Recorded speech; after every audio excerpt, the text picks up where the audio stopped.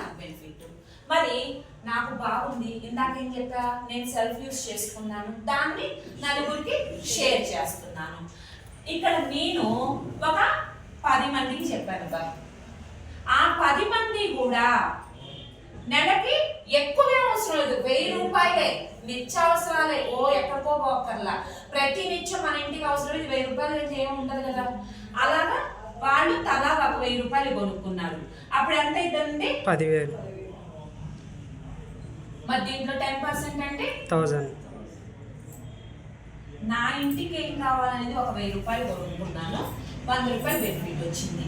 నేను పొందిన బెనిఫిట్ ని 10 మందికి చెప్పా, ఆ 10 మంది తలా 1000 రూపాయలు కొనుక్కుంటే 1000 రూపాయలు నాకు 1000 రూపాయలు లాభం వచ్చింది. మరి వీళ్ళు ఈ 10 మంది నేను చెయ్యాలనుకుందే చేద్దాం అనుకుంటున్నారు, నాకు ఎలా వస్తాయో వాళ్ళు కూడా అలా పొందాలనుకుంటున్నారు. అంటే డూప్లికేషన్ చేద్దాం అనుకుంటున్నారు. ఆ 10 మంది తలా 10 మందికి చెప్పారు. అప్పుడు ఎంతమంది? 100 మంది. తలా 1000 రూపాయలు కొనుక్కుంటే 1,00,000 రూపాయలు. అప్పుడు నాకు ఎంత వస్తాయి? 10,000. 10,000. మరి ఇక్కడ నేను చెప్పిన విషయాన్ని వాళ్ళు డూప్లికేట్ చేస్తూ తలా 10 మందికి చెప్పారు. ఈ 100 మంది అదే డూప్లికేట్ చేశారు. అంటే ఇక్కడ మల్టిప్లికేషన్ 10,000.